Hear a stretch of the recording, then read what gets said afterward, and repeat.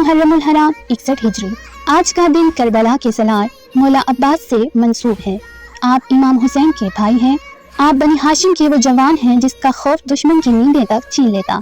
आपको इमाम हुसैन ने लड़ने की इजाज़त नहीं दी थी। आपको सिर्फ बीबी सकीना के कहने पर फरात से पानी लाने की इजाज़त मिली। फौज वालों ने मैदान खाली किया।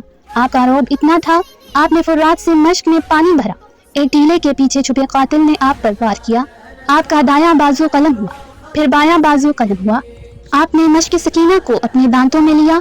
एक जालिम ने मश्क में तीर पेवस्त किया। आपकी उम्मीदें बह गईं। 3 ढाल का तीर आपकी आंख में पेवस्त हुआ।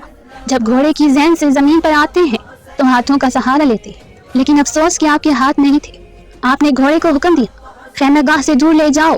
इमाम हुसैन को आपने आखिरी सलाम किया और खैमों की तरफ ना ले जाने की ख्वाहिश की। आपकी शहादत पर इमाम ने फरमाया, अब्बास मेरी कमर झुक गई।